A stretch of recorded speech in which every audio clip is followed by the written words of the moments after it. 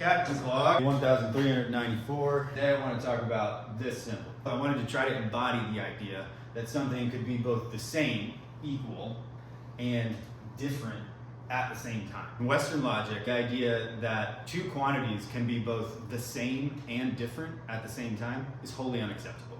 For Aristotle, it was either or, meant that something either is something or is not that thing. So I created this symbol to describe this phenomenon.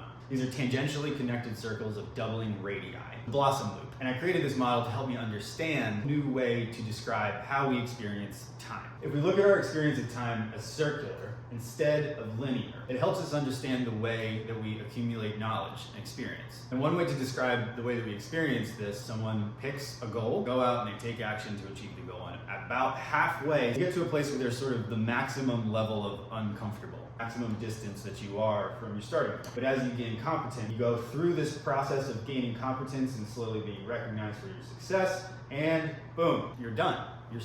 You know that it's time to kind of set out on a new thing, that you need to grow.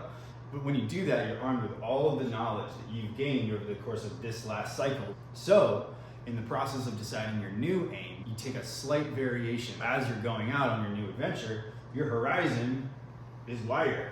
Now, how does this apply to this? My hypothesis about this way that we experience time is that the cycle is fixed.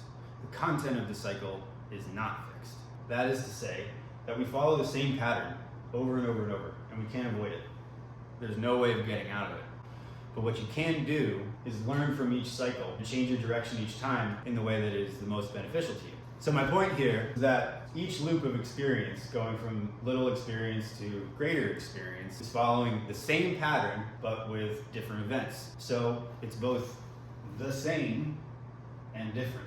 This circular view of time is what Nietzsche would call the flat circle or the eternal return. The Hindu and Buddhist philosophies would call the circle of birth and death, and what the flat earth community would call a problem. Okay, that's enough.